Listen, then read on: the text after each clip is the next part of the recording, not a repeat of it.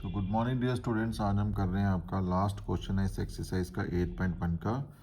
Question number 11 है। यहाँ पे बेटा ट्रू फॉल्स टाइप के क्वेश्चन हैं ये, ठीक है। लेकिन अगर आपने ट्रू लिखना है या फॉल्स लिखना है तो आपको जस्टिफाई भी करना होगा, उसके लिए रीज़न भी देना होगा कि आपने ट्रू क्यों लिखा या फॉल्स क्यों लिखा आपने, ठीक है। अब देखो पहला इसमें दे रखा है the value of 10 is always less than 1। Always हमेशा एक से छोटी होगी जो वैल्यू है 10 की।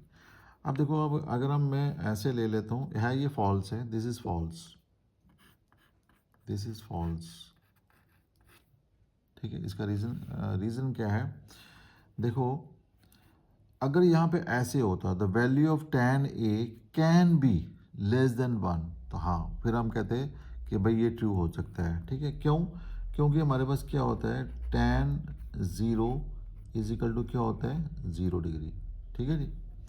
और अगर मैं देखूँ 1060, तो 1060 होता है √3।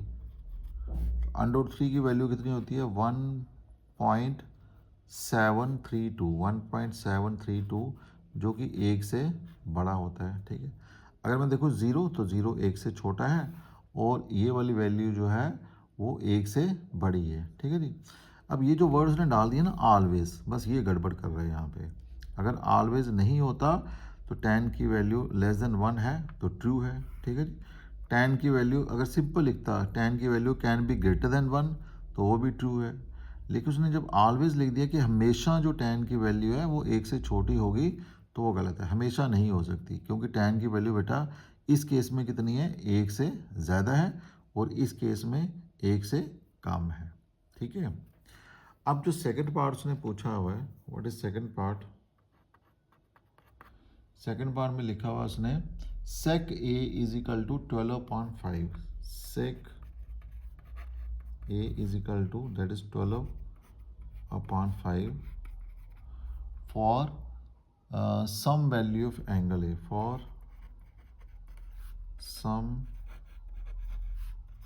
value of angle a, ठीक है।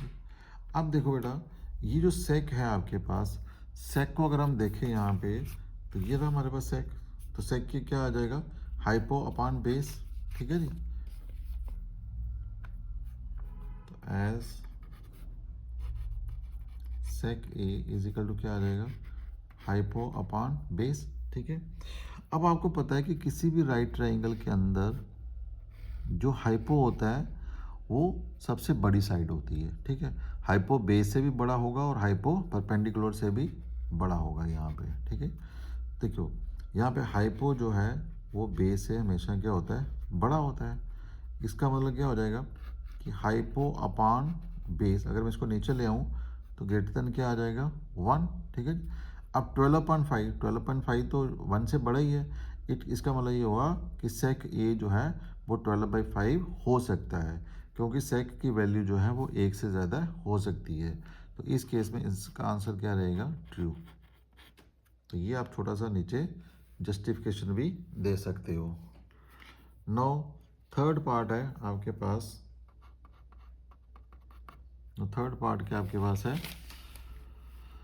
That is cos A is abbreviation used for cosecant. Cos A is abbreviation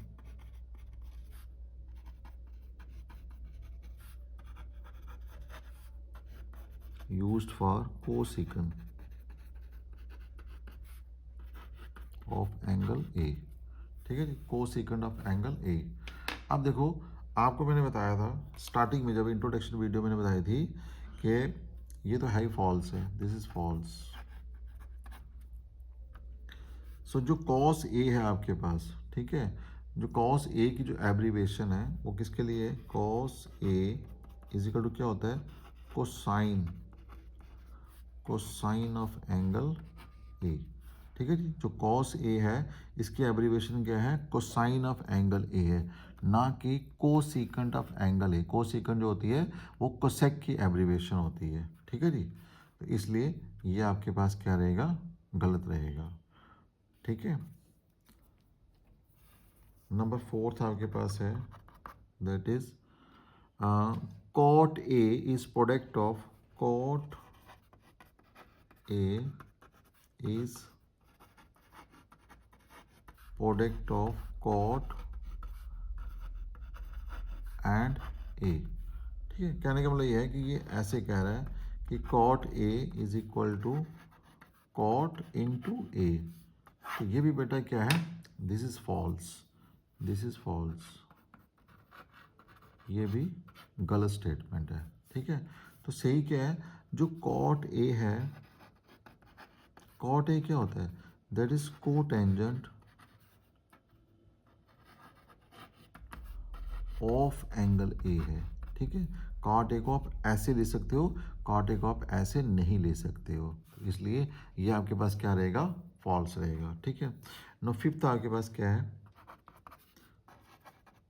sign theta is equal to 4/3 for some angle, for some angle theta.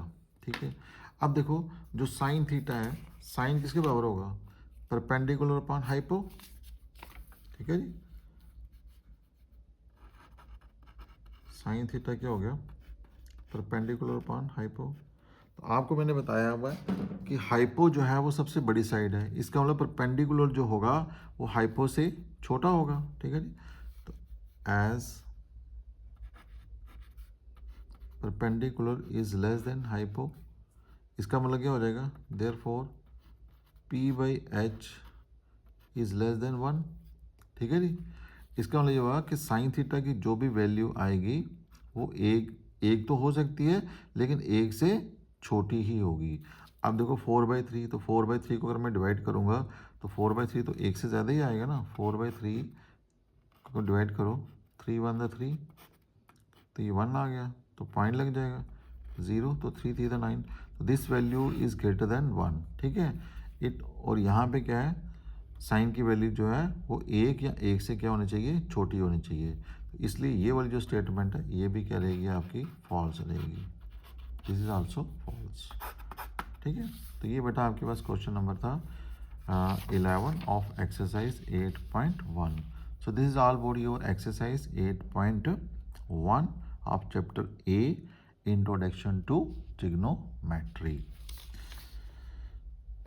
ठीक है बेटा, ओके बेटा, गॉड ब्लेस यू।